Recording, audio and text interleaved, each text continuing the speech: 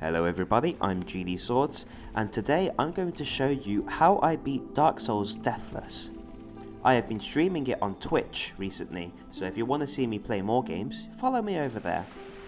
But this video will show you exactly the strategies I used, and I'll include some commentary to explain what my thought process was, and how you can probably replicate it. Because if I was able to do it, you can too. Okay, so for this run, I had a few rules. Well, one rule really, which was no sequence breaking. That means that in my run, we don't do any sense gate skips and we don't do any wrong warps. What we do allow in this run is soul duping, and you can see that we'll do the prompt swap glitch to duplicate souls and humanity. One final thing to note is that one death is permissible in the Duke's archives, but to get around this we use a rare ring of sacrifice. We don't do Duke skip because technically it's a sequence break, and also I am terrible at it. So with that all said, I'm going to go into the commentary of the run and I'll show you exactly what I did. So we start with the character creator. I have been naming my characters based on the number of attempts. I'd actually noticed that I named my character wrong here. This wasn't the 16th attempt, this was actually the 17th attempt. I start with the deprived class to start with the club, and it gives me really balanced levels overall, and I also pick the master key as the gift.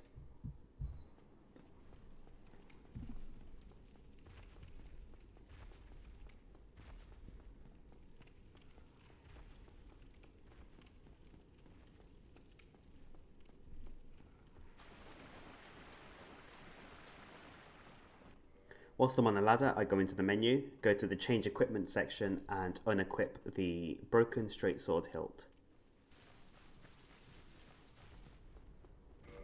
Whilst I'm opening the door, I go into my inventory and drop the straight sword hilt.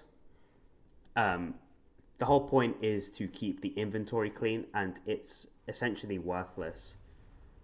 So I just remove it from my inventory altogether. That's the plank shield there on the left, which I skip as we just drop it immediately anyway. We get another shield later. But I go ahead and pick up the club, as this will be the main weapon for a large part of the run at least. It's a good starting weapon. So whilst I'm going through the fog gate, I equip the club, activate the ball, and I talk to Oscar. He gives us the Estus and the key.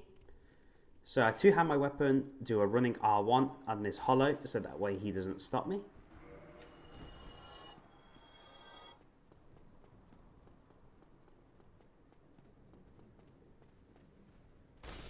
I take out the hollows where I can, if they're in the way. Thankfully, the RNG was good here, so I could just basically run past them. I do a rolling R1. And normally the plunging attack would go off, but it didn't in this case. I'm not sure why it didn't. My suspicion is I just started the attack too late. But my strategy for the Asylum Demon is to stay behind him as much as possible, and then do R2s as they do a lot of damage. We get the big Pilgrim's Key, and then we just open the gate as soon as we can. Now, before we leave the asylum, when I run up these stairs, I go over to the left first and pick up this soul. We're going to use it to set up the prompt swap duplication glitch.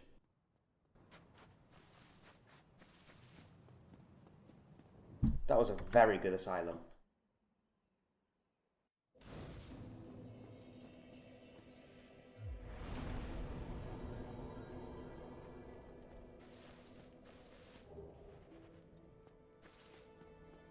So we go here and we pick up the humanity and the fire bombs in Firelink Shrine.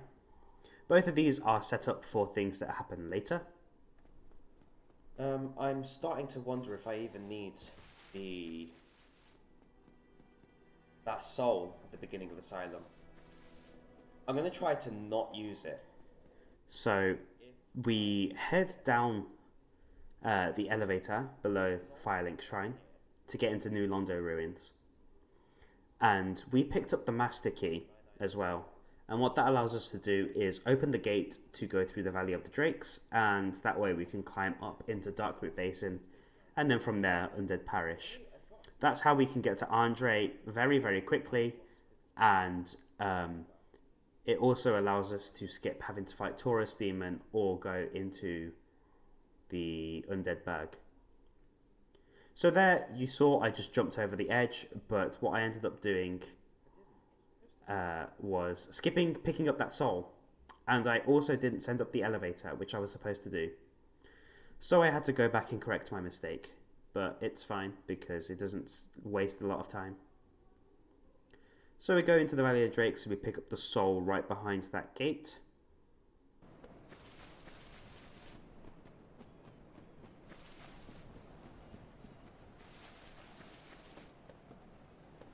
At this point, there's two options. You can either go into Blighttown or you can go up to Undead Parish. I chose to do Undead Parish as I feel it was a bit better balanced, and also I could do the prompt swap duplication glitch. We run past this Undead Dragon. We pick up this soul here as well. We're going to be duping that later. Okay. Possibly RNG death here. Now, running up here, I was concerned about dying to randomness, and that happens because this blue drake has a chance to shoot lightning in a very particular angle, which can just instantly kill you by stun locking. So you'd lose 5 minutes because you'd have to reset. Obviously, this is a deathless run. Thankfully, that didn't happen, and it seems like it's a very low chance of that happening. So out of the 17 attempts, I think it killed me twice, possibly 3 times, but I think twice. So whilst I'm in the elevator, I do some inventory management. I move my 2 largest souls up to below the Estus, and that is because I'm going to be duping them later. We ignore the bonfire as there's no point in us resting. We've got 10 Estus and we've got basically full health, and we're not going to be fighting this Black Knight anyway. So we go here, pick up the Grasscrest shield. So we got Grasscrest in 6 minutes. We ignore the Black Knight and we run up these slopes. I equip the Grasscrest shield here just so I can get quicker stamina recovery whilst running up this slope. It takes a while to run up, so I want to be able to get up there as soon as possible, so regenerating stamina quicker would help me do that. I don't go up that slope. I take a detour here and I drop down to pick up this item here. This is the Archer set, and this is very useful as it has some basic armor and it gives us the longbow as well. We're going to be using the longbow during the Bell of Chaos fight to cheese it.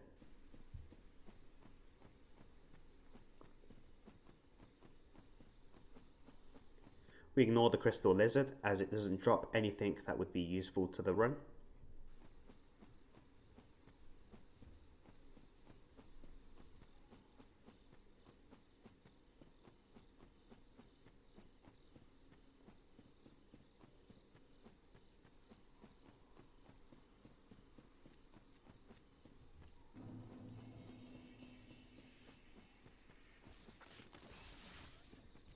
Okay, we're in Darkroot Garden now. We just walk past the tree and we go into this doorway here. Now, for some reason, the Titanite Demon likes to shoot the wall when you come up to Undead Parish this way. I don't know why, but he does that. Anyway, so here we are at Andre. I use the Soul of a Nameless Soldier here. I can see I'm just slightly shy of the 29997 souls required. Ooh, not quite. So at this point I was contemplating if I even need to pick up the soul from the Undead Asylum, but it's I tested that hypothesis, and it turns out that getting it was good because it allowed me to dupe 999 souls. So we do the prompt swap glitch here on the Soul of a Proud Knight. So we use 999 souls, and it only consumes the 1. We talk to Andre again. We set it up again to dupe the other soul. So we try and overlay both of these menu items, and we've been able to dupe the other soul. So we've only beaten the Undead Asylum, and we already have just over 3 million souls to level with. Nice. So I lit the bonfire, but at this point I realised I'd forgotten to buy the Crest of Artorias and some other bits as well. At this point I also decided to dupe Humanity, as this is going to be useful for later on in the run. The principle of it is that we will level up the Chaos Covenant so that we can skip Demon Fire Sage and the Centipede Demon.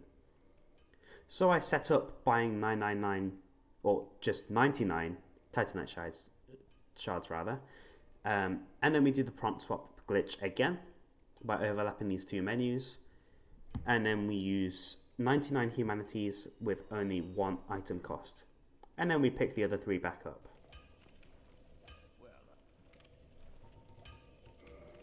So we buy the Crest of Artorias, the Weaponsmith box, and the Repair box, so that way we can do most of our weapon management by ourselves.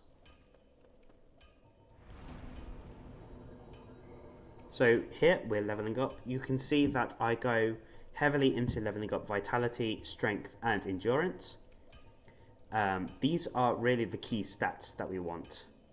I go for high Endurance and Strength where I can. And that's particularly important to get out of the boss fights as quick as possible, and also wearing heavier armor.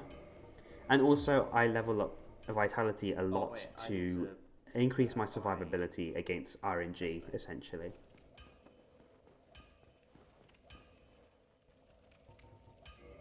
So here I buy Titanite shards, as I'd forgotten to do that, and then I decide to just upgrade my club here.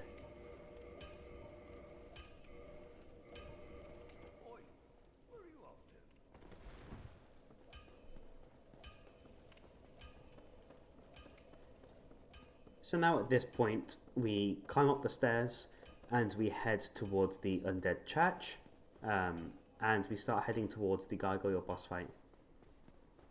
You'll see here that when I get inside I take a short detour to the right, and that is so I pick up the Firekeeper Soul, and that is so that I can upgrade the Estus Flask.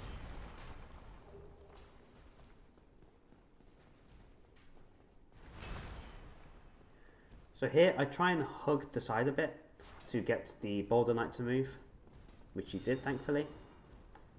And then here I make a beeline for it. There is RNG whether or not this will let you go. Thankfully I got through, but I've had a few deaths here, just in that room. Okay, that wasn't too bad. I only took 1 hit, which was surprisingly good for the RNG. So we just climb up the ladders and we go into the Gargoyles boss fight.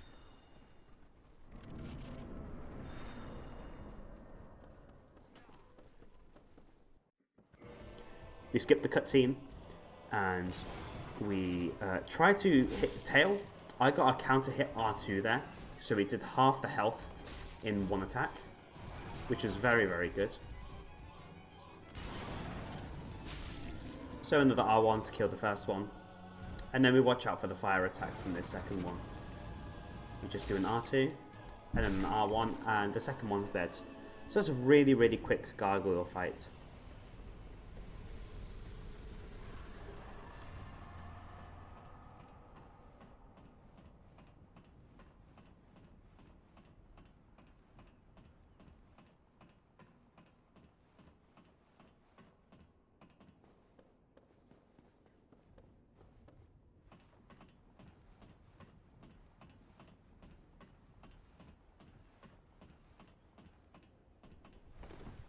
So we climb the ladders and we pull the lever to ring the first bell.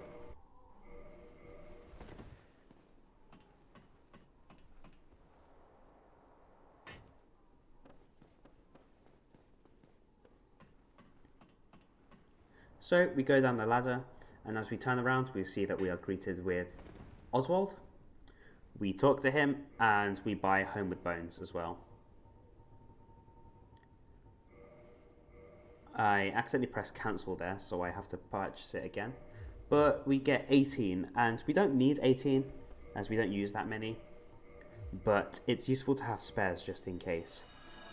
He sells Rings of Sacrifice, however, the risk of being cursed by Seath later on in the intended death section is... it's too dangerous, essentially, so I opt for the rare Ring of Sacrifice instead, which you can get in Sen's Fortress. So I Homeward Bone out, and I climb back up to go through the Undead Church. And this time I go straight to get down the elevators here, and this will take us back down to Firelink Shrine.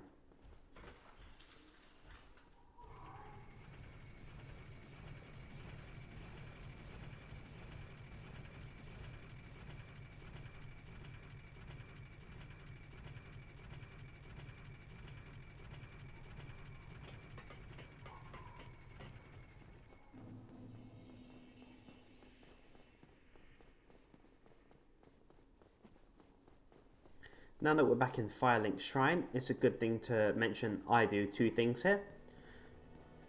So after resting here, the first thing I will do is I will talk to the Firekeeper to level up my Estus with the soul. Although it looks like I opted to do the second thing, which is to kick Lautrec off the edge. And this is because he drops the Fat Ring. Now, if you don't know, the Fat Ring isn't actually called the Fat Ring, it's called the Ring of Favour and Protection, but it has an unfortunate acronym. And what it does is it increases our max health, stamina, and equip loads, so it's very, very useful. But if you ever remove the ring, it breaks. So, we don't take the ring off after getting it and equipping it. So I talk to the Firekeeper to upgrade my Estus Flask, and then I sit back down at the bonfire, so that way I get my max HP back up. So then we head down to the elevator again, and as you see, I sent this elevator back up earlier, so that way it is ready for us here. And we're going to head down towards Blighttown and take out Quelaag, so we can ring the second bell.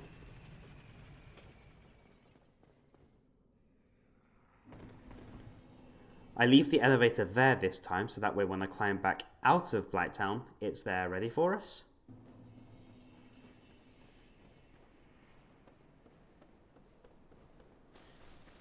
So earlier on we went left, this time we gone right at the wooden bridge.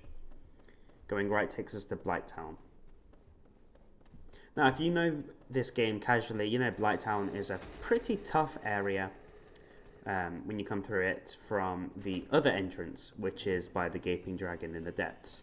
Now to get to the depths, you have to go through Lower Undead Burg, and Lower Undead Burg is a really tough area to deal with, especially with the boss fight, the Capra Demon, as it's got two dogs, and the boss arena is, let's face it, it's an awful boss arena. So we avoid all risk of that by coming through the other way, and that's what the Master Key is used for.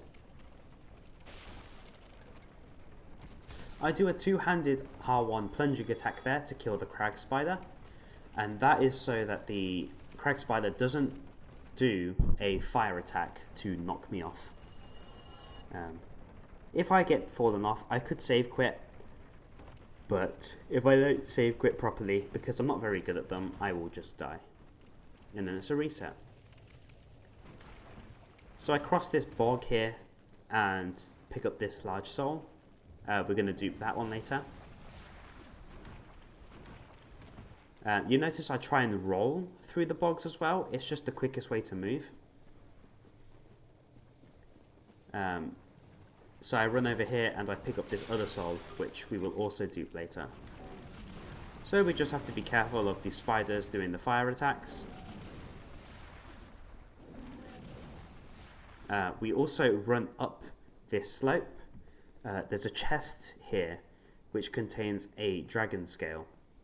Now the dragon scale will be used later to upgrade the dragon tooth, which I use on some boss fights coming up. So my two main weapons are purely strength based, so it's the club and it's the dragon tooth. The dragon tooth has really good starting base damage, but it's got high requirements. And enemies can't really poise through it either, so it's a bit of a trade-off, but if you can get to use it, it's very, very, very good. We sit at the bonfire there, and then we head towards Quelaag's domain. So I tried to avoid getting poisoned there. Unfortunately, I did get poisoned, which is fine. It means we stop getting poisoned sooner in the boss fight, so our HP won't drain anymore. You'll notice that I kind of stick towards the side here, and that is to avoid aggroing any of the ogres. We don't want any of the ogres to throw boulders at us or anything, because they do a lot of damage. And really, we're trying to conserve as much health and Estus as possible. This is a Deathless run after all.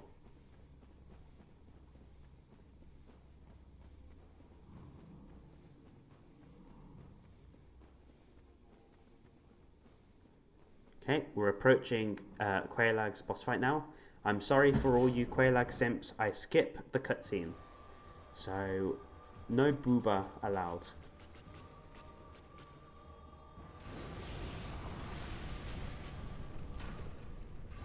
So there, I saw that she was going to do the explosion, but when I tried to run away, I got caught between her legs, so I couldn't leave.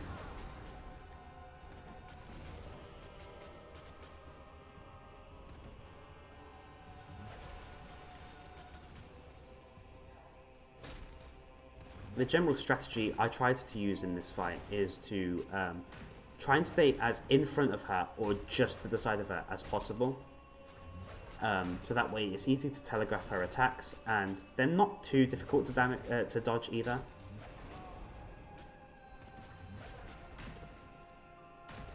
So here, I know that that attack is going to do the fire stomp, so I move away.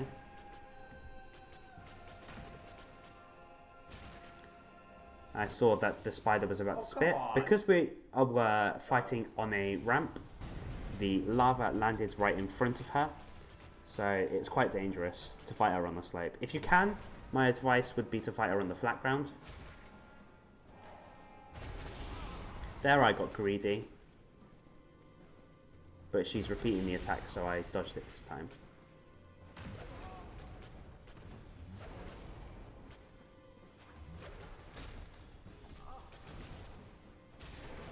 Partway through this fight, I started to get a bit agitated because this was my 17th attempt at doing a Deathless run.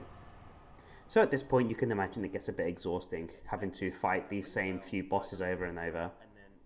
But that was Quelaag. So we come towards the end of the boss arena, and we go to ring the second bell.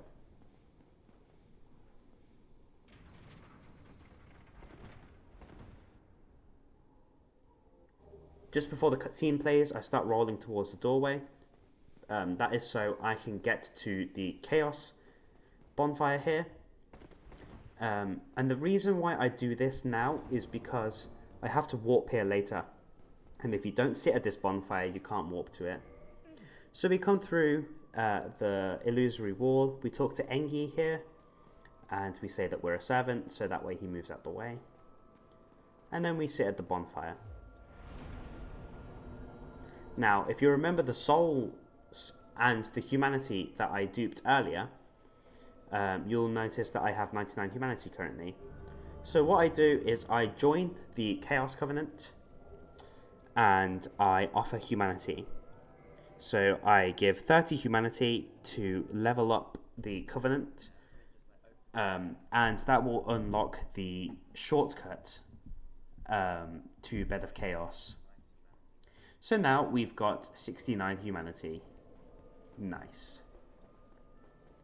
So later on, after I defeat Onsan and Smo, I walk back here to do Ceaseless Discharge, and then we can just take the shortcut straight to Bed of Chaos. At this point, I start contemplating one of the speedrun strats I'd seen, which is save quitting over and over to clip through the elevator. Which is a pretty cool strat. I don't know if it works in the remaster. So if you know if it works in the remaster, please let me know in the comments. But now we're done here, so we leave Quailag's domain, get back to Blighttown, and we have to ascend back up through Blighttown the way we came. It probably does, to be fair, because it would save you having to come back here later. You can do it right now. Actually, no, it wouldn't be good because you can't warp out if you don't have the board vessel.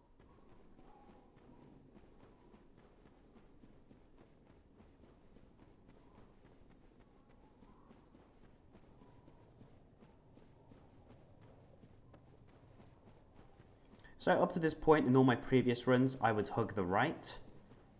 At this point, I got a bit frustrated with waiting. And the patience it requires to go through this area 17 times. That was not... So I end up going this way instead. And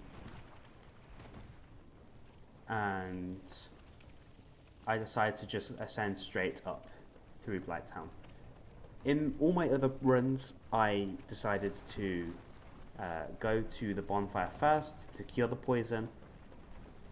But up to this point, the poison hasn't really been a problem because I have an insanely massive health bar. So I decide to just take it and go.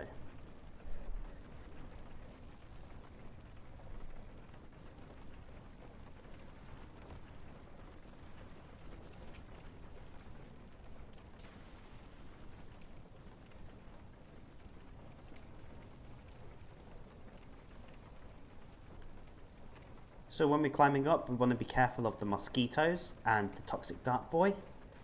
Right there. In my 17 attempts, it only happened once where I was shot by him and I got toxic. So it can happen, but it's a pretty low chance by the looks of things.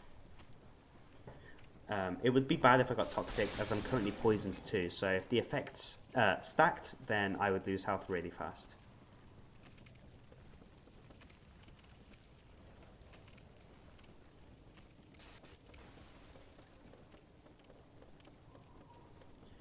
You may notice as well that on the right hand side of the screen, I've got splits. The splits is just more so for me than anything, so I can see my progress and kind of help me remember the order of operations for the things that I need to do. But I suppose it's also going to be useful for you as well, so you can see the kind of timeline for everything as well. But we're out of Blighttown and we head back into New Londo Ruins. Take a left to get back towards the elevator. Take it up and go back to Firelink Shrine.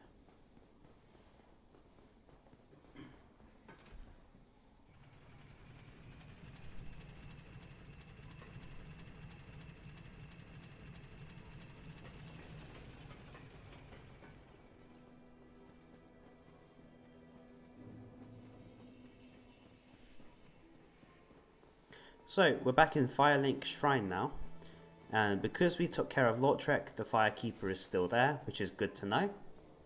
It means we don't have to invade Lautrec to get the Firekeeper soul back. But you'll see I rested here, and now that does a few things. One is it gives me 10 Estus.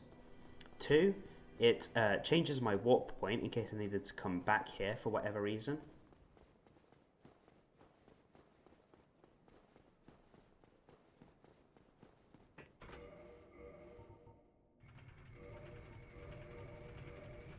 Anyway, whilst I'm in this elevator, I do some menuing. I move the soul to just below the Estus, so that way I can do the prompt swap glitch again.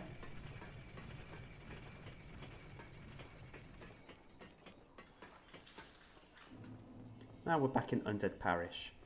So we're going to head towards the bonfire here and rest there to change our warp point.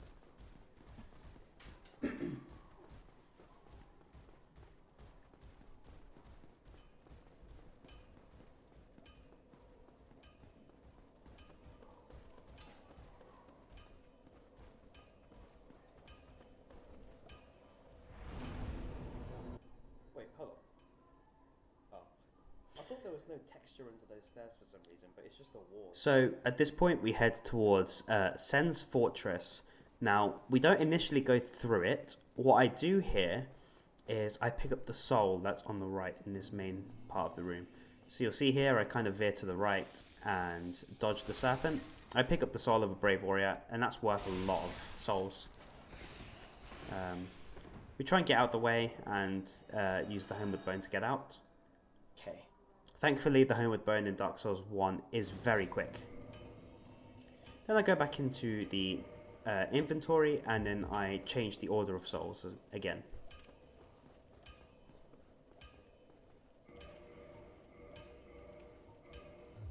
So I drop one of the large souls of a proud knight, so that way I don't use both. Okay, well I learned the gesture. I accidentally learnt the gesture there, but it's fine.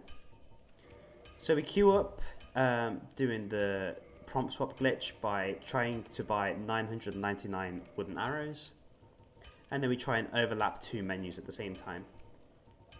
Takes a few tries here, but I get it eventually. And then I perform the glitch, so I get 3 million souls from just the one soul.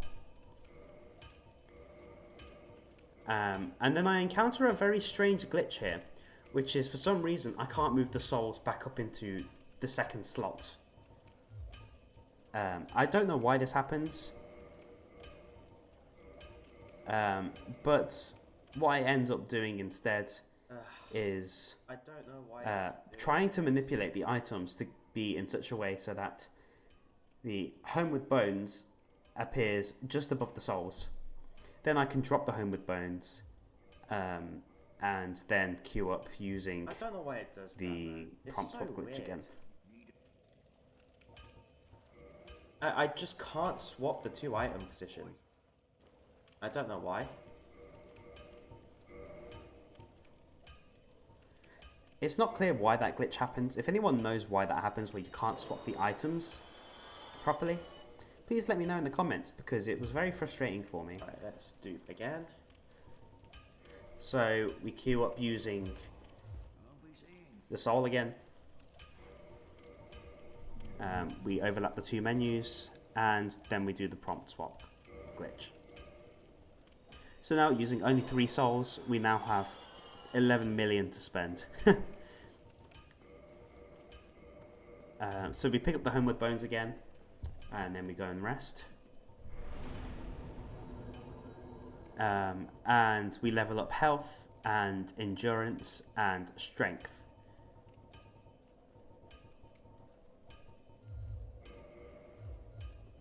Endurance is a big factor into this run as well. Being able to carry more armor means more survivability, and if you're able to comfortably roll with the weight that you are aiming for, so for me that's fast roll, whilst wearing good armor, it really massively boosts your chances of surviving in the game. So when I did my first playthrough of Dark Souls, I was very comfortable with mid rolls, but then when I learned how to fast roll, I got considerably better at fast rolling. So having the higher equip load means I can wear really good armor while still being able to fast roll.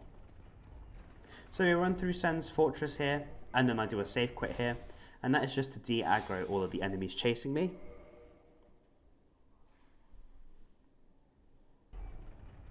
So we load back in, and we take it very carefully here. We don't want to get knocked off by the pendulum. So we activate the trap to get rid of the serpent for us. We ignore the chest. It has a large titanite shard in, but we don't use any large titanite in this run. We wait for the boulder to pass, and then we run up these stairs and take the path to the left. There was a serpent just above us up that slope, which may or may not follow us. There's a serpent here as well, which we kill to get rid of. Looks like the other serpent didn't follow us. So what we do is wait for the boulder to go, and then we squeeze past. Just, if you time it just right, you can make it past. So there, if you activate that trap in the corridor as well, if you sprint and hug the left wall, you don't get hit by the arrows, and I don't know why. Here I switch to two-handing my weapon, I take out the serpent, and then I do a save quit to de-aggro the enemy behind me.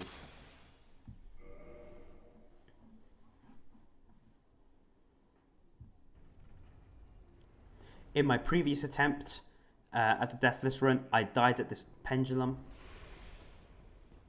And so I take it a bit more carefully there. Wow, that wasn't so hard, was it? I'm also a bit sarcastic towards myself in the live stream. So we go up here and we pick up this item. This is the large soul of a brave warrior. This is one of the highest soul giving items in the game. So it was worth picking that up. We're going to dupe it later. So I split on my splits. So yeah, that's the main bulk of Sense Fortress done. Next thing we do is we head to get the Rare Ring of Sacrifice. If you don't know what the Rare Ring of Sacrifice does, basically it's a ring that you wear, and if you die, you don't lose any souls or humanities, and if you get cursed while dying, it doesn't allow the curse to take hold. So this is really the perfect ring for dealing with Seath in a Deathless run, particularly during the first intended death. So here's Ricard, and basically we just unlock him because he can parry us, and it's a bit annoying when he does that. So here is a Divine Blessing and the Rare Ring of Sacrifice. I don't use the Divine Blessing in this run, but it's useful to have just in case. Right, nice. Got a gold split on that. So I got a gold split on that. So what that means is it's the fastest I've ever done that segment. So between splitting at Sense Fortress and getting the Rare Ring of Sacrifice, that was the quickest I'd ever achieved it. So I was feeling pretty good about it in this run. Thing is, I can't see what my previous times were for each segment because I haven't finished the run. So I can't even see. So after I homeward bound back towards the bonfire, we navigate through Sense Fortress pretty normally. We do kill the giant above the Iron Golem boss fight, and that is because I don't want him throwing any of the giant boulders at me in the fight.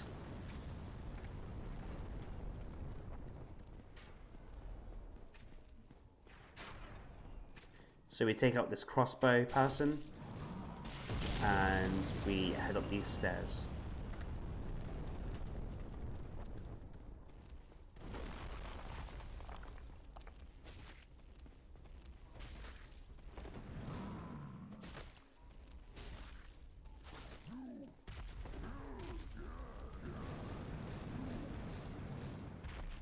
When the giant does that attack, he kind of falls down and just doesn't move for ages, so you can do a lot of damage on him really quickly. Okay.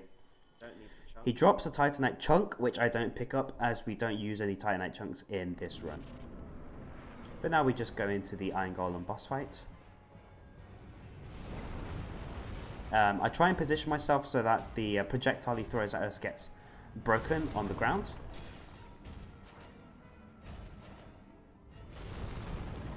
At this point, I'm trying to get him to fall. So basically, if you do enough damage to his legs, he staggers.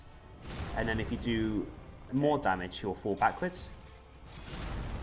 I consistently failed at this bit. This was the closest I've gotten to dying in the run up to this point. And yeah. The Iron Golem isn't really a hard boss fight, but it's because I was trying to cheese him. So you can see here, he's staggered now at this point. I don't know if he'll fall off here. If you do enough damage to his legs over the bridge, he can fall backwards off the bridge and die. But because I didn't do it right, he just staggered. But then I just killed him. So it worked out. It wasn't the fastest I'd ever done that, but hey, we got through it. So now we're in Alolondo, 38 minutes into the run. This was the fastest I'd done the run up to this point.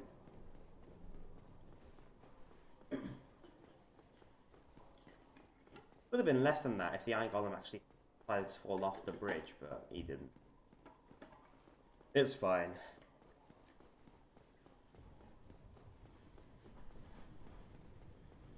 Right, let's get my Estus and my health. So, I sit at this bonfire to recover my health and to get back up to 10 Estus.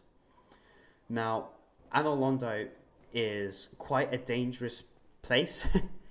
There's two parts which could kill me. Like, if I don't do it right, it's just instant death.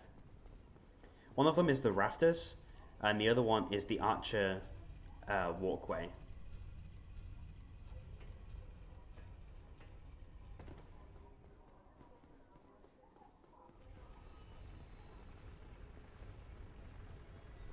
So here, there's a gargoyle. I kill the gargoyle because I don't want him getting in the way. And there's also a chance he will drop the armor as well. You can get the armor drop from him in the boss fight. But because I didn't, I was hoping to get it here. Will I get a helmet? Which I did. Yeah.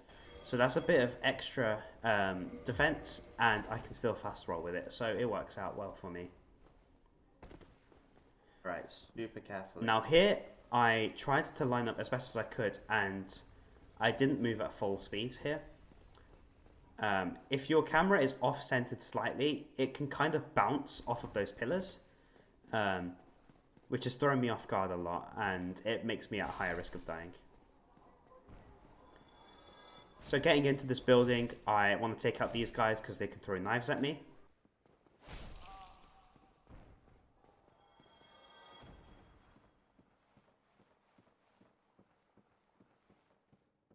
This is the scary part coming up here.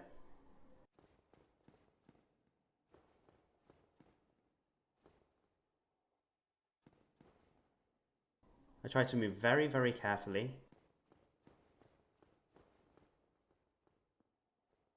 Now, you can get them to just jump straight off an edge. For some reason, during all of my practice runs, well, almost all of the practice runs, I wasn't able to get them to jump off the edge, and I don't know why, which made this considerably harder. I think I managed to get 2 of them to jump off the edge, if I remember correctly.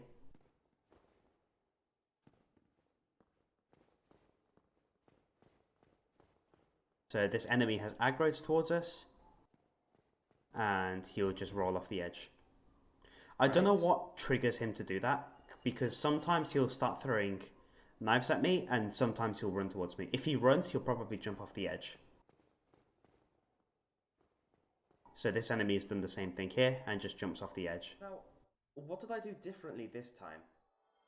Because the last 15 attempts, they didn't want to jump off. And this time they did. But I don't know what I did differently. So that's the first scary part done. Oh yeah, I'm glad it worked out. So coming up to this moving staircase here, we go to the lever and we push it, and that lowers the bridge for us. We just skip the cutscene. We don't need to see it. We're just trying to get through the game. The gargoyle thankfully jumped down the stairs, so he's out the way.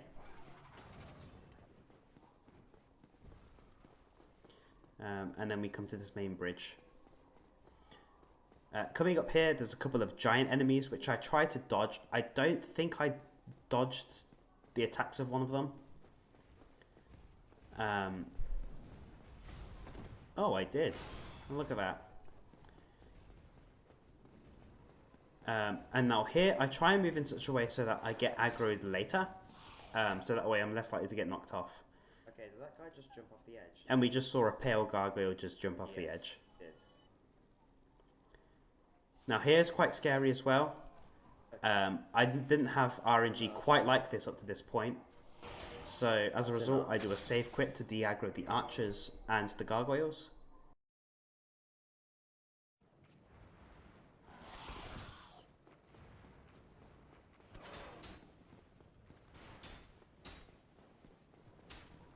I save quit at the top here to de-aggro the gargoyle behind me. So that way he won't throw any projectiles at me whilst I'm moving.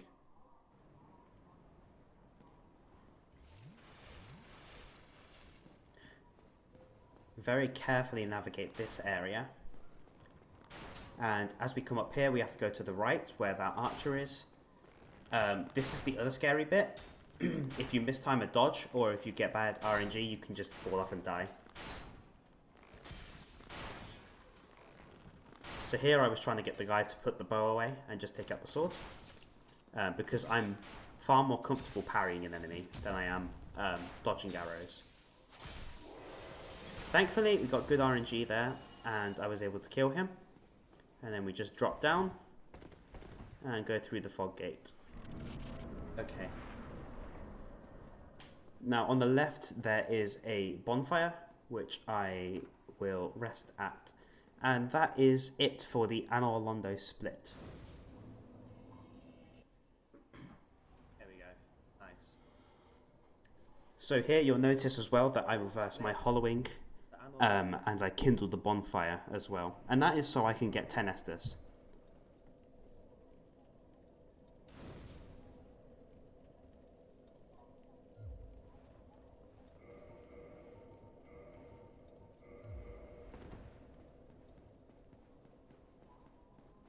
Now instead of heading straight to the boss fight, what I do is I get out of the way of the Silver Knight and I go into this door. In this fireplace there's an illusory wall. If you find this place casually, you know what's here. It's Havel's armor. It's essentially the best armor in the game.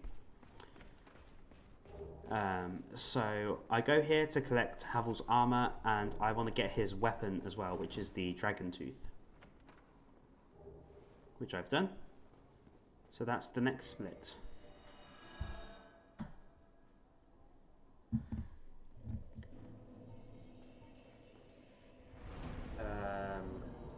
Okay.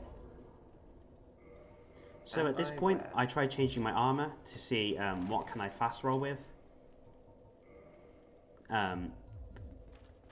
So I was able to find that if I didn't wear a helmet, but I wear Havel's main chest piece, I can still fast roll. So the damage, the defense trade-off of not wearing a helmet versus wearing Havel's main armor worked out better for me. I missed the shortcut jump here, so I had to reset. Now, the reason I'm not counting this as a sequence break is it's because it's the immediate next area. It's different in comparison to something like Sen's Gate Skip or the Duke Skip.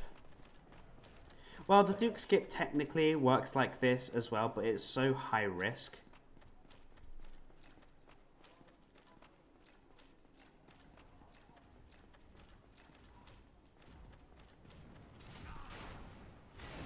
So I take a bit of a beating here, trying to get to the ONS boss fight.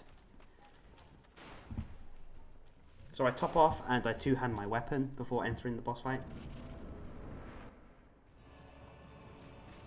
And my strategy really for this boss fight is to try and get ONS separated as much as possible.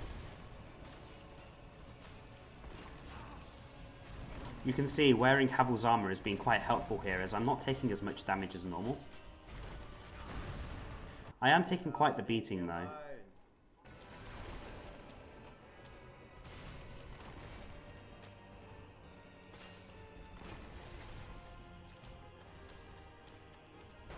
One strategy I try to use a lot is hiding behind the pillars, because smoke can get caught on them and Ornstein's projectiles can't go through them either.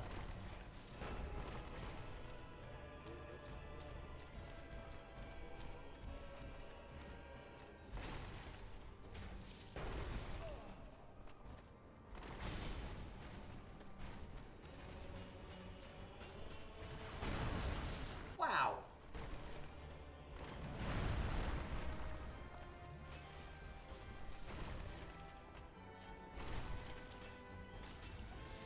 Honestly, Smoke, could you just go away?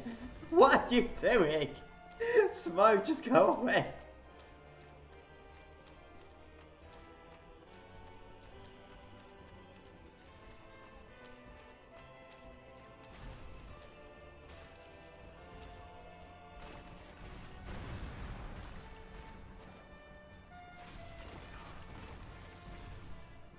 my gosh.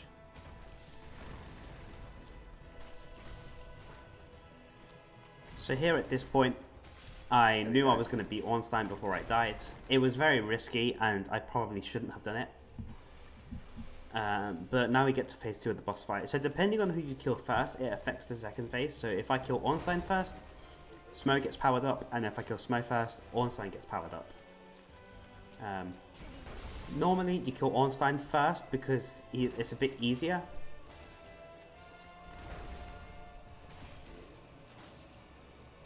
And Smo has really easily telegraphable attacks.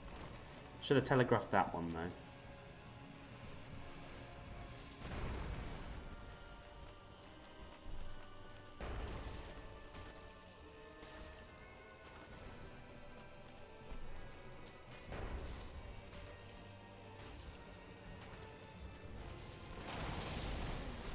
Ah, just barely caught.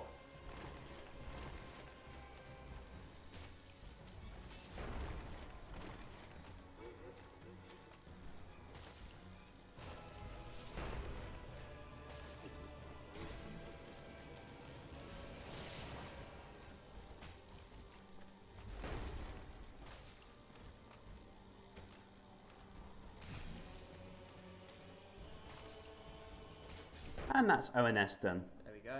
ONS done. No, I missed the elevator again. I always try and race to get up to the elevator as soon as possible, because you can make it on the first cycle. Otherwise you have to wait for it to come back down. So now at this point, the run really opens up in terms of its flexibility. Because once we get the Lord Vessel, it opens up pathways for any of the 4 main Lord Souls. Now my original order for the boss fights was different, but as the run number of attempts increased, I'd reworked the routing a little bit. So I decided it was better for me at this point to do Bed of Chaos. And the reason being is because if I don't pull off the cheese and I die, I waste less time overall, essentially. So during one of my earlier attempts, I was about 2 hours 15 minutes in, and Bed of Chaos was the second to last boss next to Gwyn, and I didn't know how to do the cheese, so I died. So essentially, to avoid a repeat of that, the next thing to do is Bed of Chaos earlier. I'm a bit more comfortable with the other ones, so they can kind of be in any order, but I don't remember. Yeah. So I'm doing a another prompt swap soul dupe.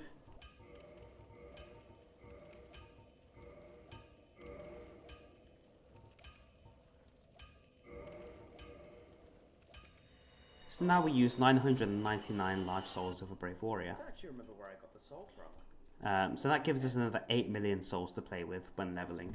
Ends Fortress? I don't remember.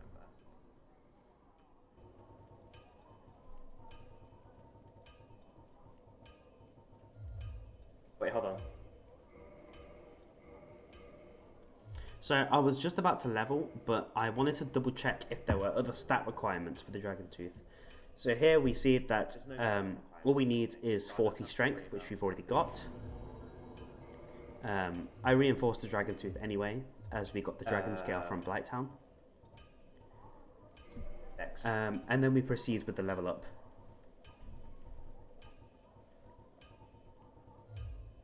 So we're only 53 minutes into the run, and we're already at level 211. So you can really see the power of doing the prompt swap glitch.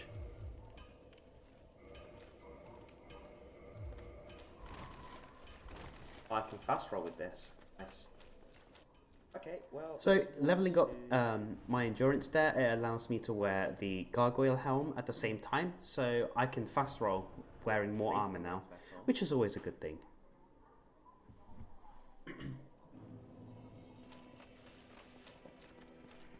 So the first thing we need to do is talk to Frampt. You don't have to, you can just drop straight down. But we talk to him, so he takes us down to Firelink Altar. And then we place the Lord Vessel. And that opens up the other pathways.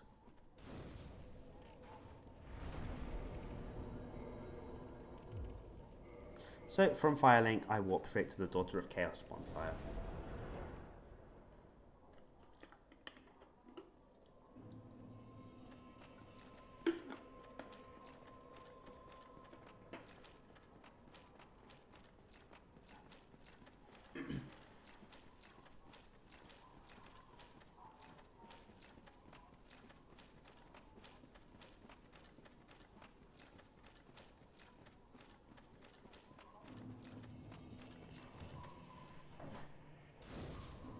I rest at this bonfire here, as after I beat Ceaseless Discharge, I want to be able to warp back here. So I set my new warp point to this bonfire.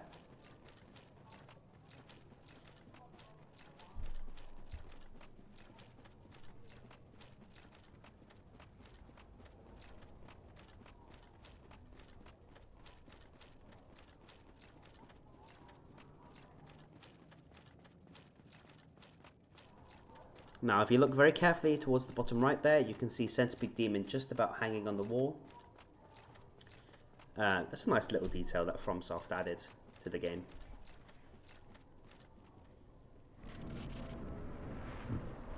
Now, when we get to the other side of this boss arena, you're going to notice that I decide to not run back.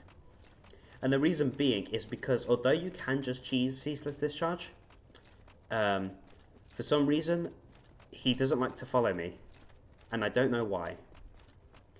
So everyone knows the cheese where if you run back to the beginning of the arena, he jumps off the cliff and you just punch him 5 times and he's dead. But I decide to fight him properly here, because under other people's circumstances, the cheese is safer, but under my circumstances, this is safer. I wish I could tell you why, but it just is. So we pick up the Goldhem set, which by the way is a really, really good set for very low weight. And that just triggers the boss fight. So the general strategy here is we just wait for him to slam. And we just dodge to the sides, and then we hit him, well, we try to hit him 4 to 5 times.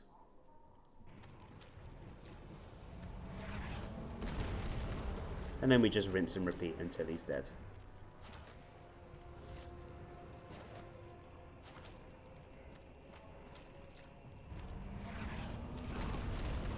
Oh yeah, he's also got bad hitboxes. So if you're doing it legit, be careful. Otherwise, try to do the cheese. Whatever works for you.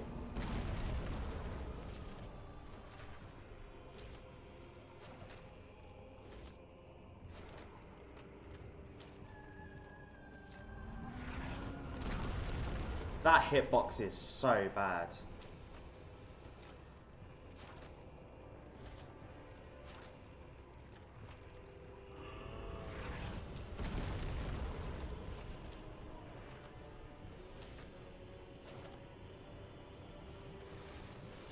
Remember, be fast or be safe, you always pick be safe. I could have done more damage there, but I decided to heal instead. He's 1 hit away.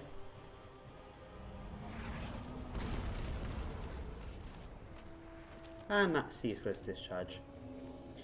Now as soon as we see the victory achieved message pop up, we use the Homeward Bone, get back to the bonfire. Okay.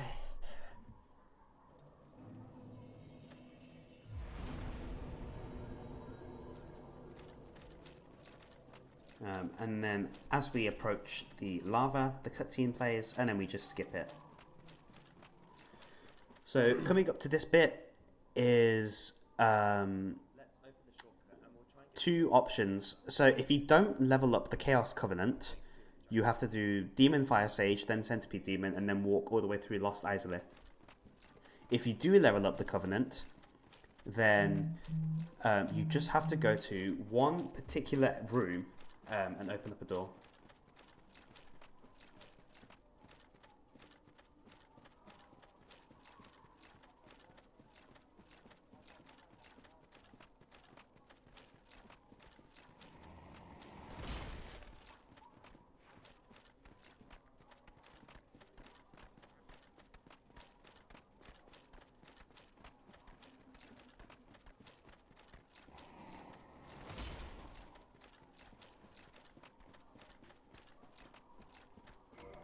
So here I save quit, and that is just to de-aggro the Capra demon behind me.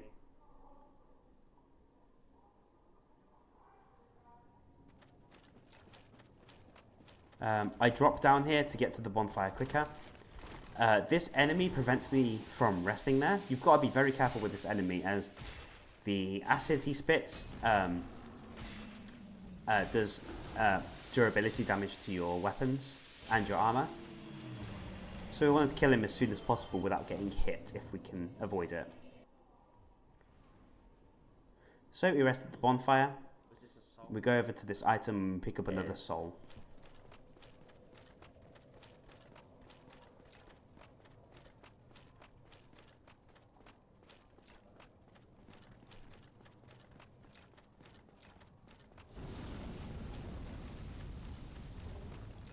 We avoid these Super Mario Bros. 3 Bowser statues, and we avoid this Taurus demon as well. Now here, you can either go forward to fight the demon Fire Sage, or you can take a right and head down towards the shortcut. Another thing to note, doing the bosses in this order is beneficial in another way, in that you get to kill the Sunlight Maggot, which is useful in the Tomb of the Giants. You could use the Skull Lantern, which is there, but the advantage of having the Sunlight Maggot is that you get to use a shield in your offhand, which can be very useful, particularly with the Grass Crest, as it gives you the extra stamina recovery. So we just touch the door as we've leveled up the Covenant, and the door opens for us.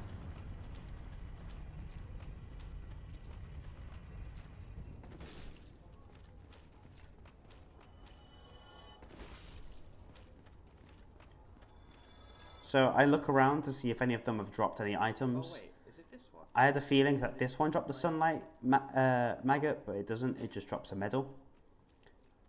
This one is a gold item, so this is a special item. So this one's the Sunlight Maggot. Skip. Skip? So on my splits, I just skip the next two splits, as this Demon Fire Sage is Centipede Demon. Doing it this way means we don't fight either, so there's no point in having them there. This Titanite demon I need to be very careful with. We need to navigate around the Titanite demon in such a way so that it doesn't attack us. So I'm able to just do that. And okay. Just like that, we got through no problem.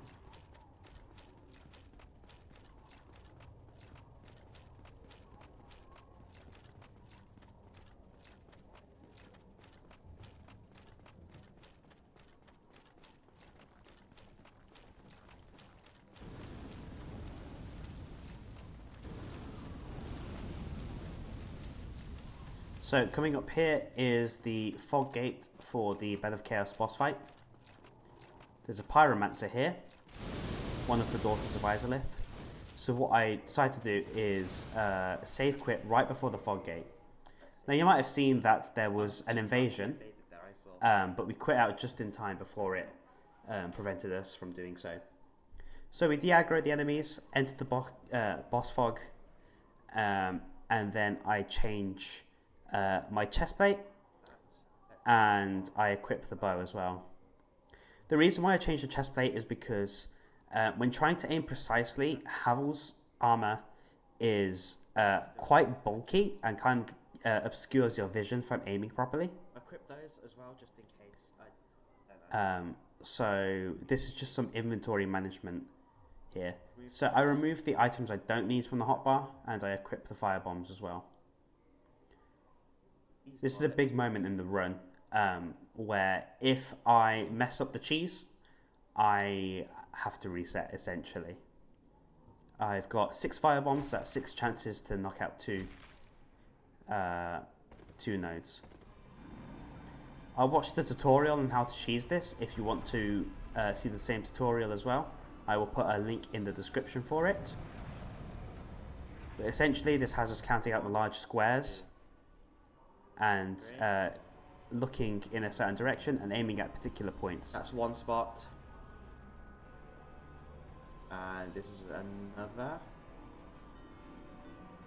So I select the firebomb, I throw it, I enter in aim mode, and then I start turning to face the other point to aim at. I throw the firebomb. I started getting firestormed here, so this was quite scary. But thankfully, there was a path below where the floor breaks out. So I was safe. All I had to do was go through all these branches and punch the bug. And Bed of Chaos is done. Oh yes, look at that. I was very proud of myself here.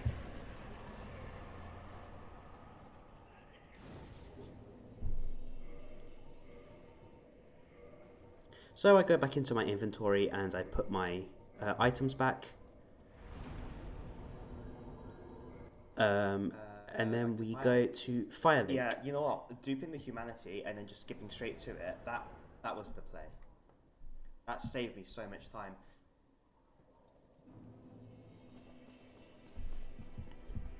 I can dupe again as well.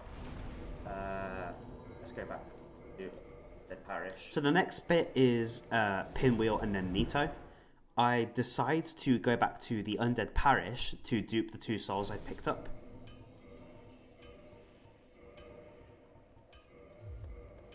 Sorry, just the 1 soul I picked up.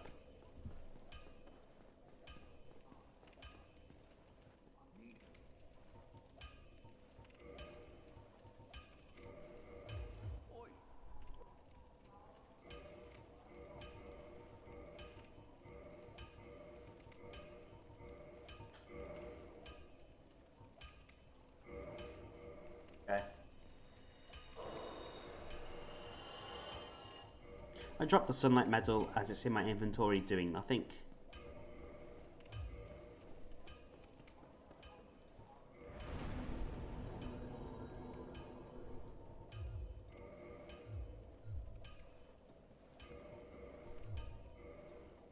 I unequip the bow and re-equip Havel's armor. And then I just test out my movement here. Let's walk back to Firelink. So now we head back to Firelink, and then we're going to head into the catacombs to take on Pinwheel.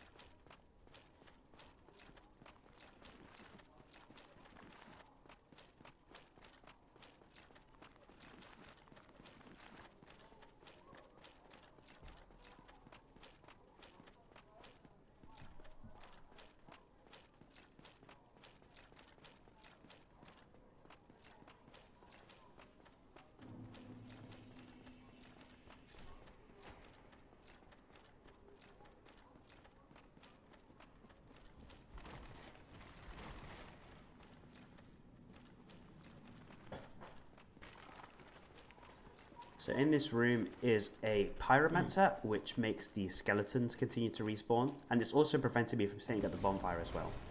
So taking up the pyromancer is very useful. I save quit to de-aggro the skeletons following me. So I can rest. Then I rest at the bonfire and open up the doorway.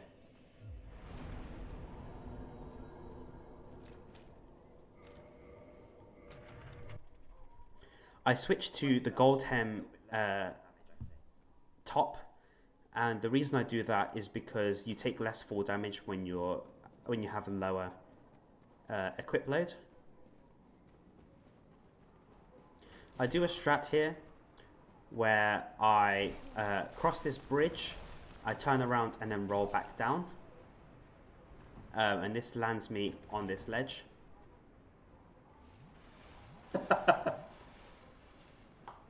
And then we roll down here as well.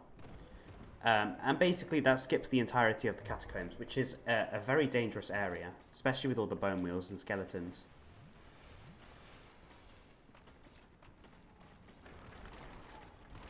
So I re-equip Havel's armor just in case I get hit by a bone wheel, which was very close to doing there.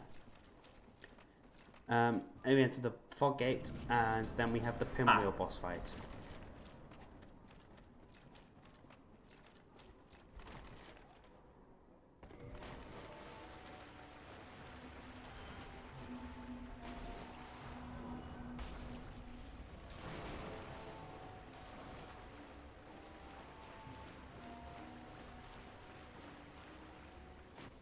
Sorry, did I say pinwheel boss fight? Go.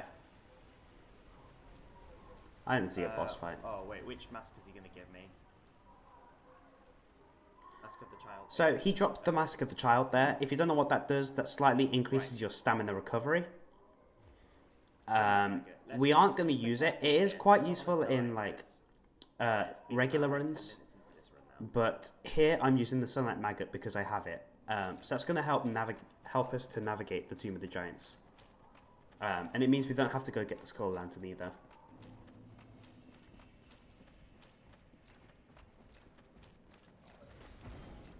Accidentally slipped off there, just to the left.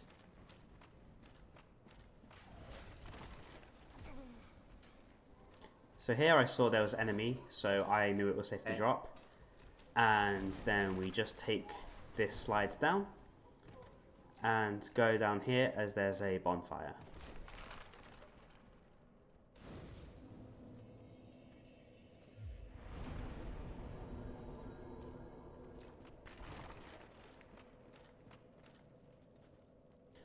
Patches is here on the left. He is a merchant if you progress his questline a little bit. Or he can kick you off the cliff. We just ignore him because he's not relevant to the run. Yeah, I think the Sunlight Maggot's a bit nicer than the Skull Lantern. I can still keep the shield.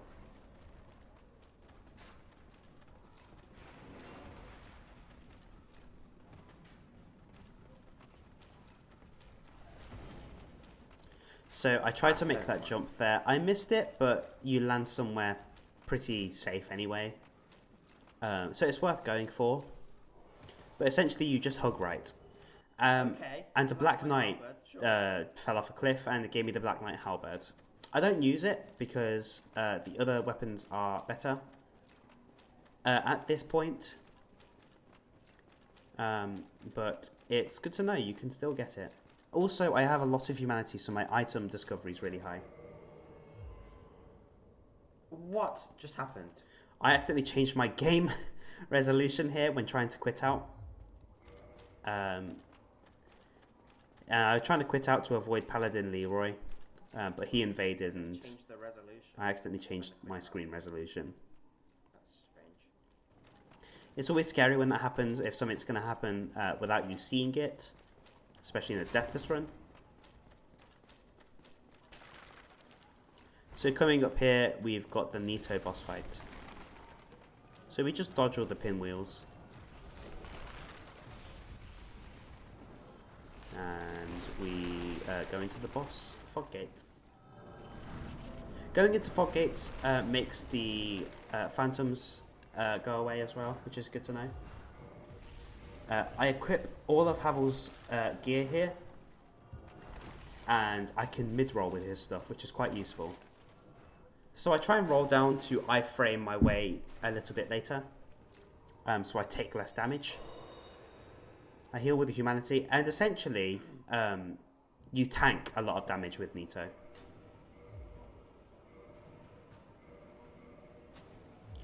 There was a strat I wanted to try there, which is if Nito stabs his sword into the ground, if you're carrying a large, like a wide weapon like a halberd, you two-hand it and you block. Your legs split apart far enough so that the sword doesn't hit you. You can also just dodge right out the way.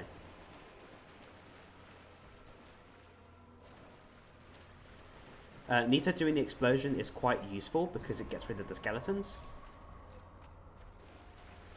And you'll notice one of the strategies that I'm using as well is I'm not going further into the boss fight because I don't want to aggro the big skeletons. They are considerably harder than the small ones. So I try to avoid aggroing them where I can. Oh,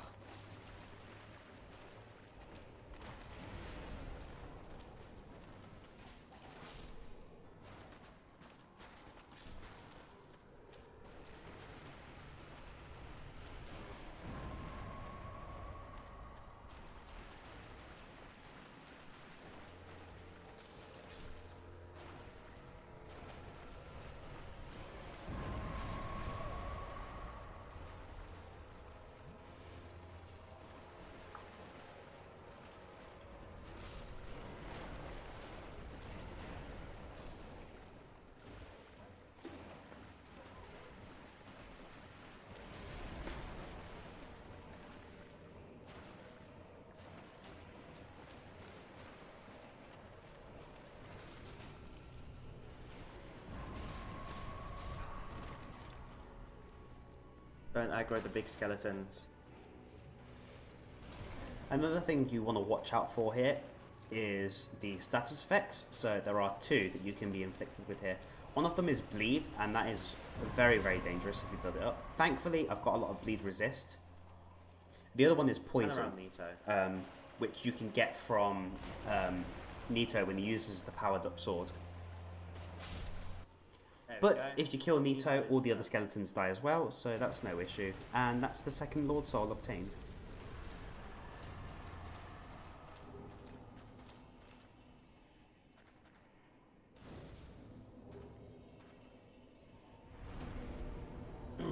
What's next? Seath, so Undead Parish. So the next Lord Soul I want to go for is the Four Kings. So what I decide to do is go back to the Undead Parish. So that way I can go into Darkroot and take on Seath.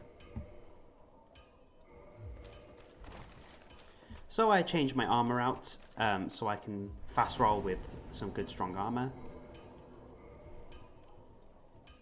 I do a quick check for souls, which I didn't pick any up, and then we just progress.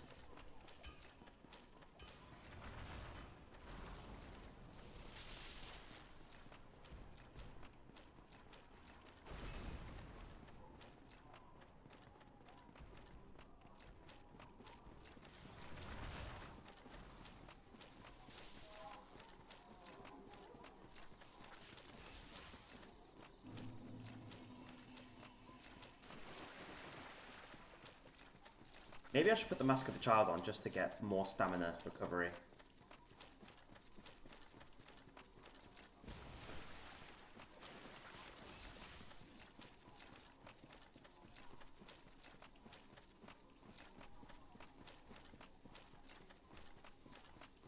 So coming up here is a illusory wall with a bonfire behind, so I roll through the wall to remove it, and then I save quit to de-aggro the trees behind me. That way I can light the bonfire and rest at it.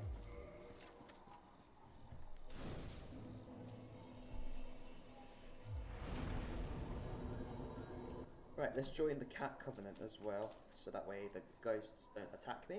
I bought the Crest of Artorias earlier, so I was able to just open this door. Another strategy I recommend using when you're in this area is to go to the cat and join her covenant, so that way these ghosts won't attack you.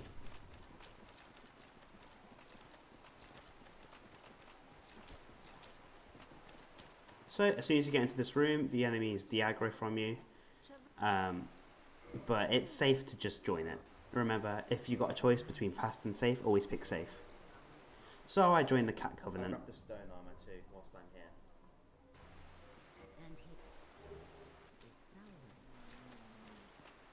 Another thing I do here as well, which you'll see me do in just a second, is I run behind this building to go to a chest. Inside the chest is the stone armor. Now, the stone armor is a bit weaker than Havel's, but it's also a bit lighter.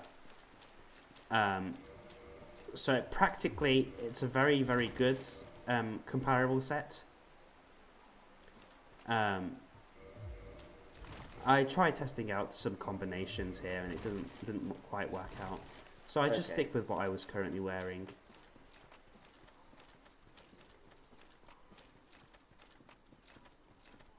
Then we run straight through the forest and head towards the door where Seath is. I roll off that ledge there so that way I don't take fall damage. And we just approach the door and open it.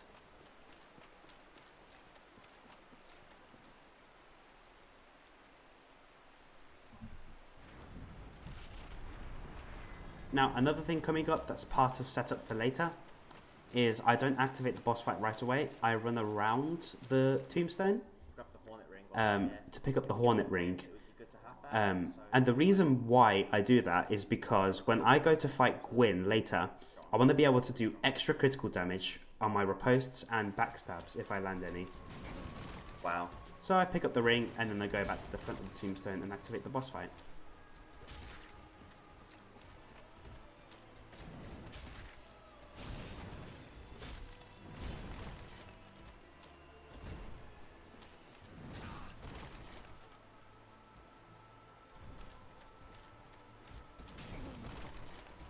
That's enough.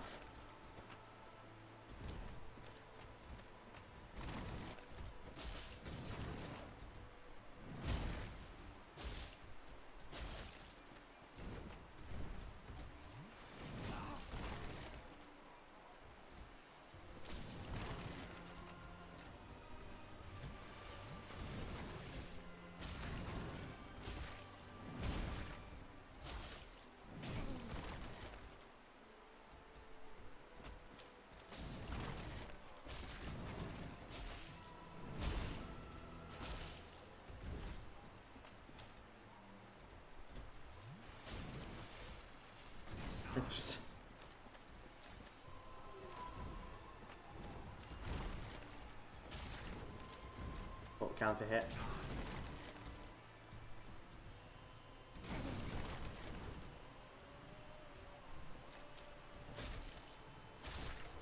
And that's Seath done. Seath. So we've got the Covenant of Artorias now, so the next thing we do is we need to head into New Londo Ruins. And yeah, there are a few things that we do in New Londo Ruins, but before I forget, I equip the Covenant of Artorias, so that way I don't die when I immediately jump into the Four Kings boss fight. Alright, it's quite a scary bit coming up now. New Londo Ruins.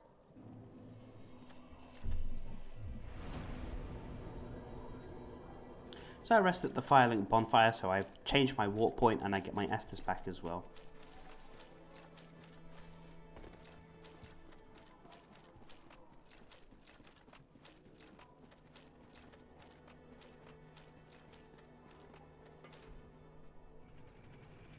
So when I left from the ascent from Blacktown earlier, I left the elevator up, and that was set up for this bit. Yeah. So it saves me a bit of time. I send the elevator back up because I will warp to Firelink before I do the boss fight.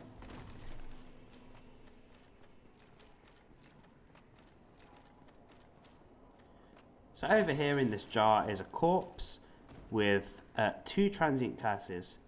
And that's going to allow me to defend myself against the ghosts. So I just equip that onto my hotbar.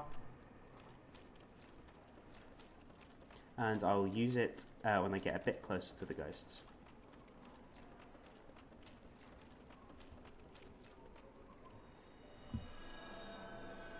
Now, whilst running around New Londo Ruins, there are a few good things to note here. One, there's a lot of good drops here, but we ignore the majority of them.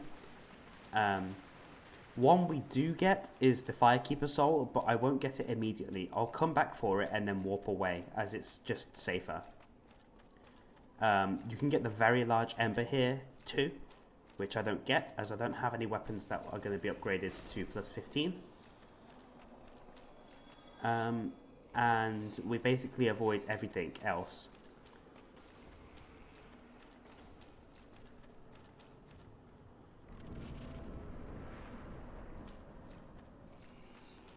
Now, in other Deathless runs, I've seen 2 strategies here. One is to save quit right here, so that way you de-aggro all the ghosts, and then you just shoot inward from the bridge to get the key to the seal. But because I have really good armor, and I've already done the transient curses, I kill this Banshee ghost, and then I make the climb as well. I've got plenty of stamina, and I've got really good armor. You will see that I just switched my gloves to the stone gloves. Make it. Just to help reduce some of the impact of the attacks from the ghost. But I was able to make it with relative ease. So you get the key to the seal. And before I go down the ladder, I save quit to de-aggro all the ghosts. Okay.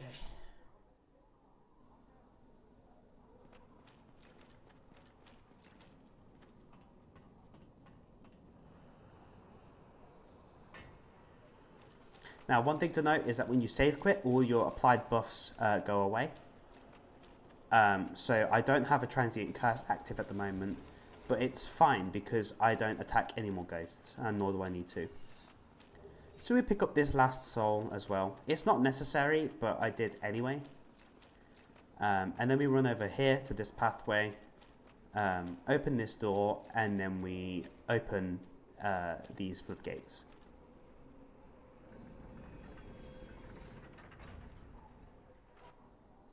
And then we just homeward bone away. So we'll go back to Firelink now. Right.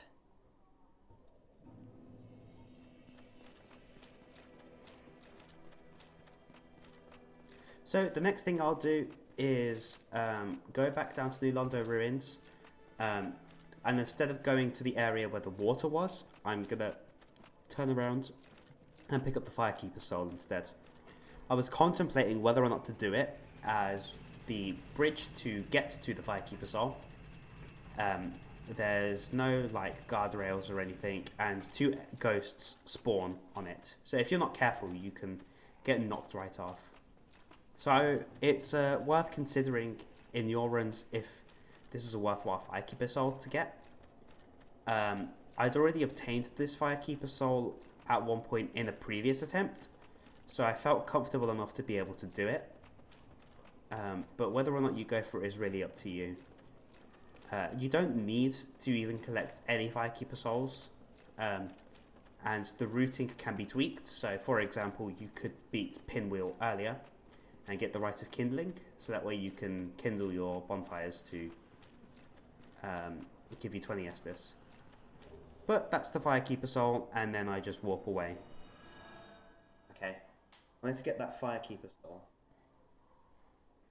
I was contemplating whether or not I should do it, because that's... So before I head back down into New Londo ruins, I talk to this Firekeeper and reinforce my Estus again, so now I have Estus +2. So let's be very careful. Which is going to be useful for us during the upcoming boss fights. I forgot to send the elevator back up when I really should have. So I had to pull the lever and wait. I was quite scared at this point that something bad was going to happen, like Windows would give me a notice and then it will cause my controller to freak out. I hid behind the corner away from the drop, so that way I was guaranteed to not die. Okay, when we get into the Four Kings fog gate, I'm going to walk down it. When I get towards the bottom, I'm going to change my gear. So the next thing I was planning to do, just to reiterate what my stream self said, is that when I get into the fog gate for the Four Kings boss fight, I'm going to walk down the stairs. I'm not going to drop straight into the boss fight. I'm going to walk down far enough so that I de-aggro all the enemies behind me, especially the ghosts, because they can fly through the walls. And that will also give me enough time to re-equip my armor and my weapons. Kick. So we just roll down that ledge and we run straight over here, make a beeline straight for the fog gate. Thankfully, getting here once you're in New Londo ruins isn't bad. It's just the elevator rides takes a while if you have to do this run back a lot. But in a Deathless run, you only do this run once, because if you do it more than once, you've done the run wrong. So I run down these stairs here, and once I'm low down enough, I change out all my equipment.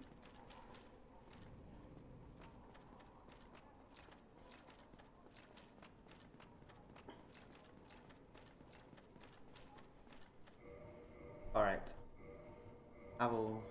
So for this boss fight, my strategy is to use full Havels, as 1, it absorbs so much damage, and 2, it's got really high poise as well. Then the Dragon Tooth. I swapped my weapon to the Dragon Tooth for the first time, and wearing all of this, I can still mid-roll. So that works out very well for me. Okay. I forgot to check if I was wearing the Covenant of Artorias there. That would have been really bad. There you are.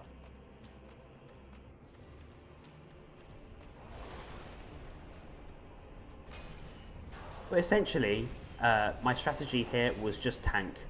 You just lock on and R1 spam. Manage your stamina as well, so that way you can do a lot of R1s consecutively. Alright, let's wait for my stamina to recover.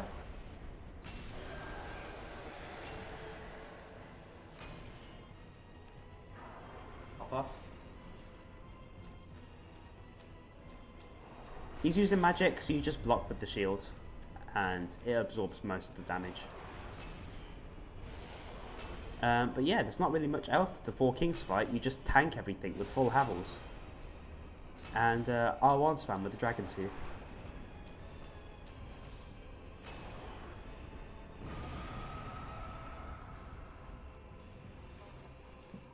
When it comes to the explosion, you can just block.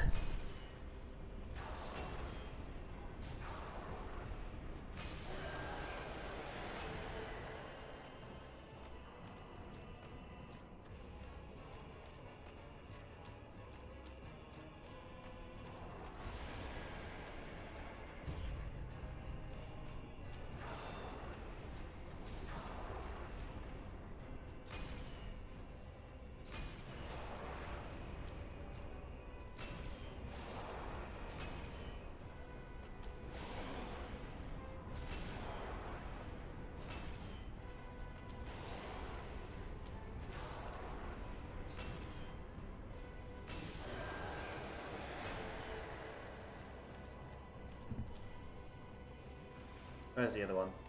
There you are.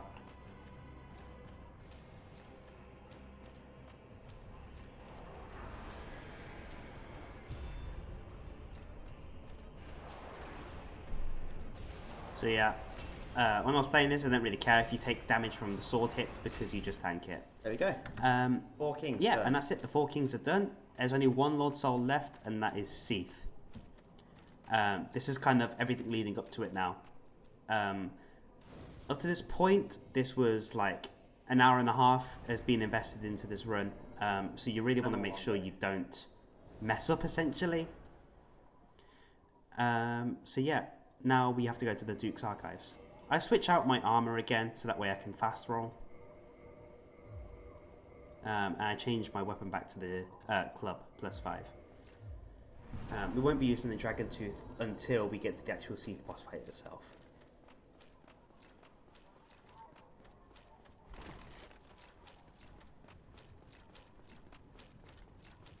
Sometimes throughout the run you might notice I'm randomly rolling, and the reason why I do that is to make sure that I can still fast roll. Sometimes like I'll do that between equipment swaps, so like even though I've already worn this equipment, it's also a good check to see if I forgot to change something out. I'll change the ring on the elevator whilst I've got time to do.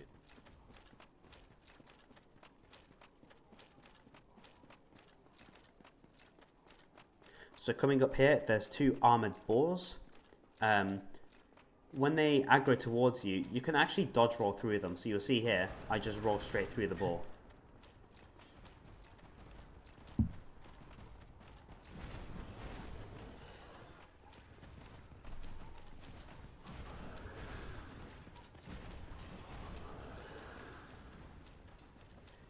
Whilst I'm on the elevator, I go into my equipment and I change the Covenant of Artorias to the Rare Ring of Sacrifice. And I also unequip the Transient Curse as it's not needed anymore.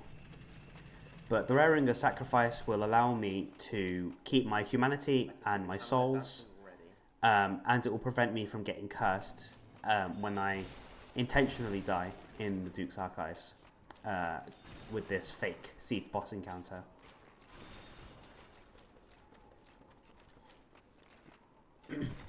Dave.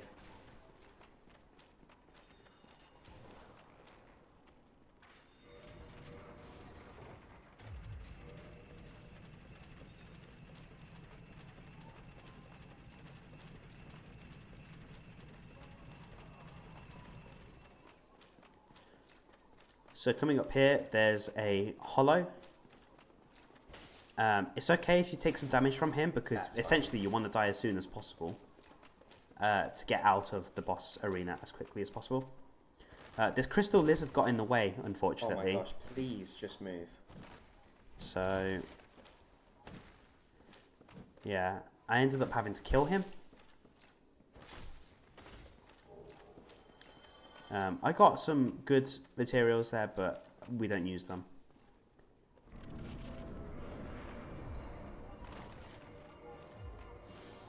Come on, kill me. So we enter the boss fog, and then we just wait for Seath to kill us. We've got a lot of good curse resistance as well, which is very useful.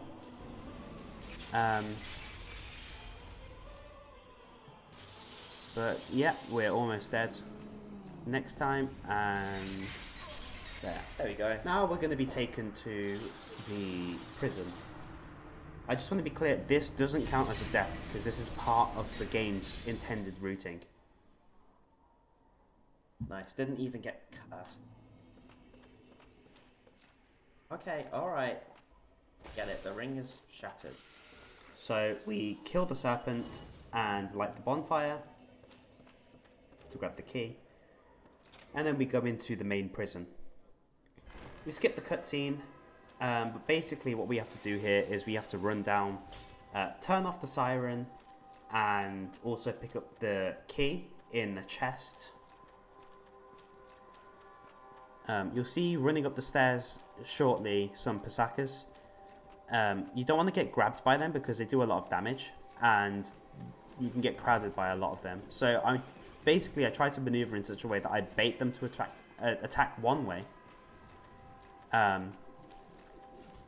whilst I'm running the other way.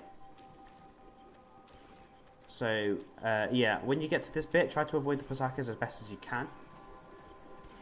If you get grabbed, save quit as soon as possible because it will reset them. That is my advice.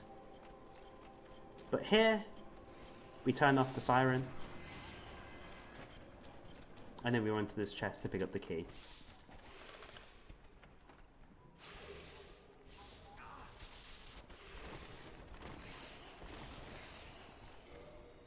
And then we just go back to the bonfire.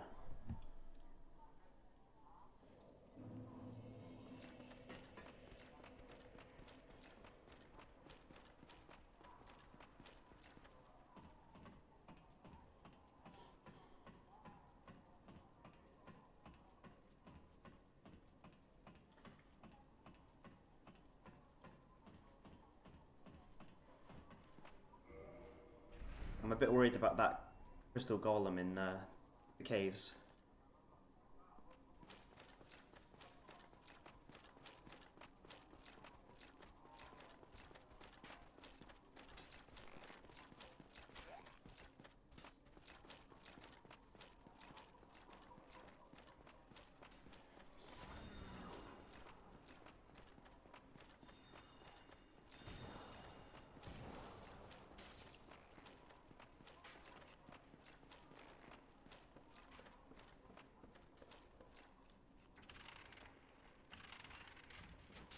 So here I pick up the most efficient route to get to the bonfire necessary. So when we leave the prison, we go right, and then we take the staircase up. We twist the stairs and head up, and then it takes us here. As we go forward, on the left, there's a open pathway where we can just drop. So we drop down onto the stairs here. I unfortunately rolled too far and got hit by a spell. But we just twist the stairs again. Make sure to heal, that's always good. And then we go down. And then that takes us to this ladder. And at the bottom of the ladder is a lever with a moving bookcase. So we just pull the lever, and that gives us access to the bonfire down here.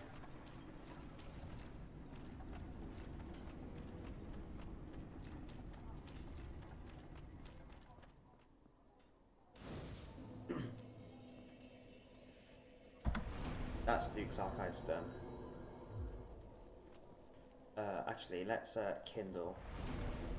So here I decided to kindle the bonfire because Seath, the crystals themselves can do a lot of damage. I've got good armor, but I don't want to risk anything. I think I'm going to switch to the Dragon Tooth for the boss fight as well.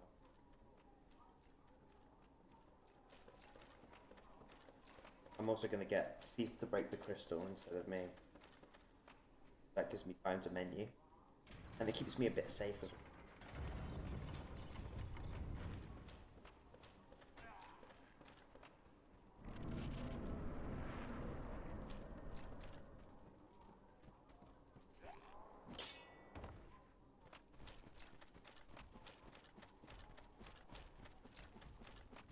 Oh, my eye is itchy.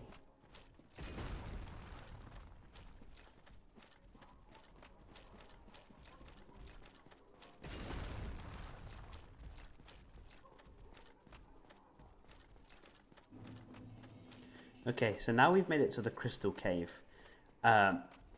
This is the last truly scary part of the run. During my first Deathless attempt, I made it here. Like, this was the second Lord Soul I think I was going for. Okay. And I came here, and I got punched off the cliff by the crystal golem coming up. Now this is the scary bit coming up. So making it to this point with the last boss being Seath was quite scary. So I tried to stick a little bit to the left, that way when it jumped I could just run around to the right. You gotta make sure you time that maneuver right as well, because if you don't time it right, you're gonna get punched off. But after that, it's just a straight sprint across here, and then doing some maneuvering to dodge the clams coming up. Alright, now let's be very careful here as well.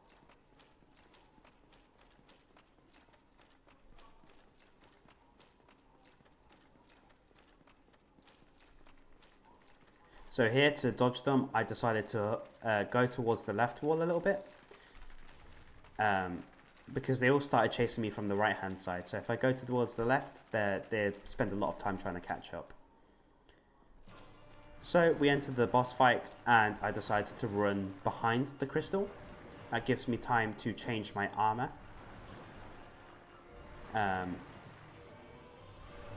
And also equip the dragon tooth. So I just wait here until Seath basically breaks the crystal for me. And you can see that two clams got into the boss fight as well. So if we can help it, we want to avoid getting hit by them, because they'll make the boss fight harder for us. But the general strategy here is to stay towards Seath's waist, and then run back when he does the crystal attack. Bait him out to do the crystal attack back here, and then run towards his waist and attack him there again.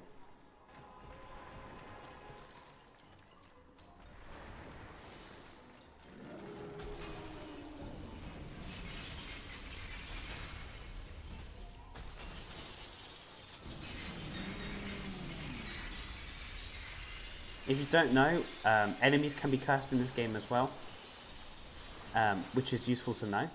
It's not particularly practical aside from in this boss fight. But yeah, one thing we're trying to do is make sure that when the clams are in the boss fight, they get hit by the crystals, so Seath kills them for us. It's one less thing to have to worry about.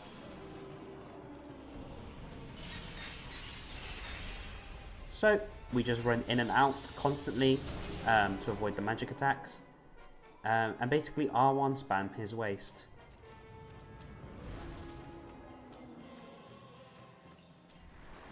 Back here, come on, back here, Seath.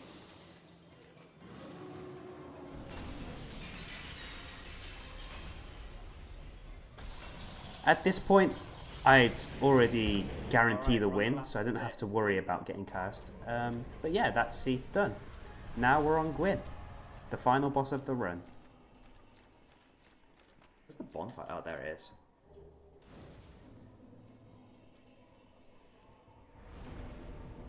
Alright, Undead Parish. So I decided to walk back to the Undead Parish here, so I can dupe one last soul. I'm going to put on the Hornet Ring. I also equipped the Hornet Ring here, so that way when I get to the Gwyn boss fight, my riposts do more damage. I don't even know if this and will so give me do a backstabs. level. Basically, it's just We'll to get try through it. the Gwyn fight a bit quicker. So I just repair all my stuff, and then I prepare to do one last soul dupe.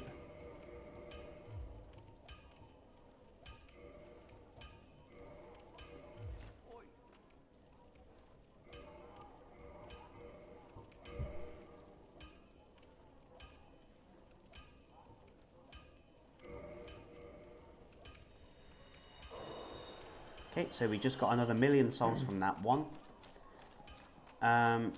Yeah, and then we just sit at the bonfire and we do one final level up. I can get 3 more levels.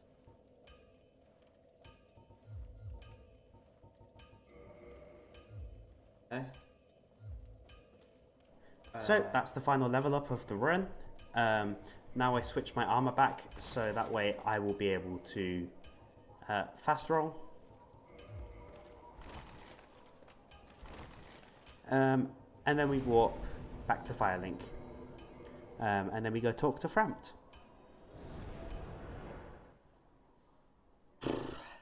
Okay.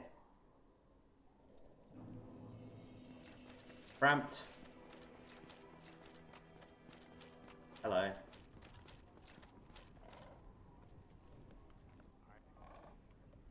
Very well.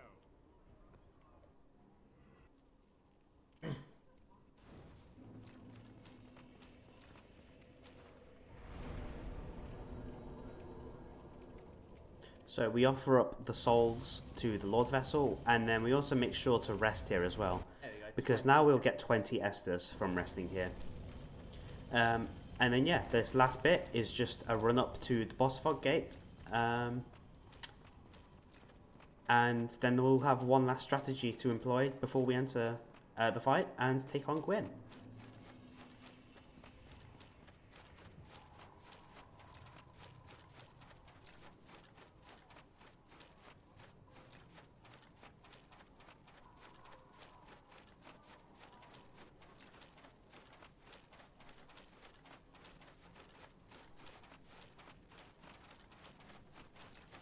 Alright, when I get to the fog gate, I'm going to save quit.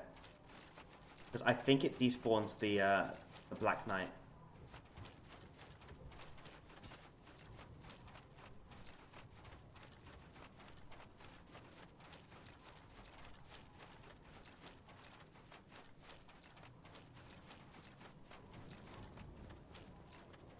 Coming up here is a Black Knight on the bridge.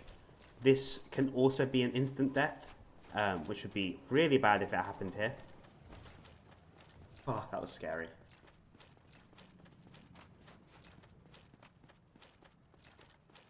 He's down there somewhere.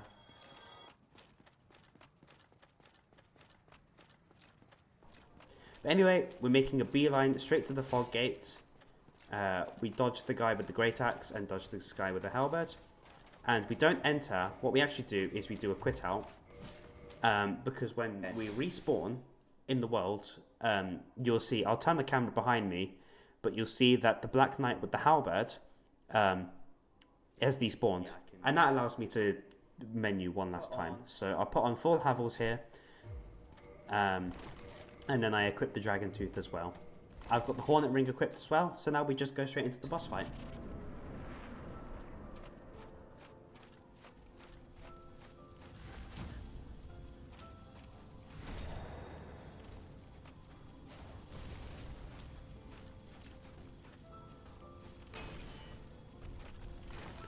One thing you want to make sure you do is always dodge the grabs.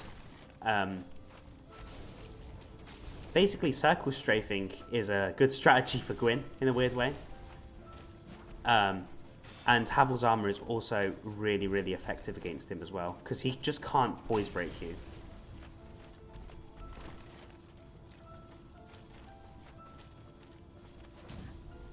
If you can parry him, I recommend doing that as well.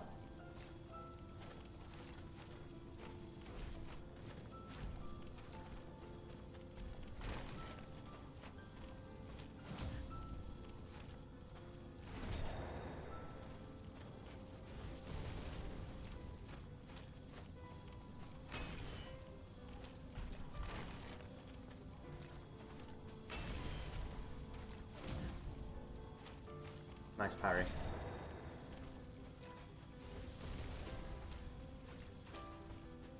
And that is how you beat Dark Souls Deathless! Let's go!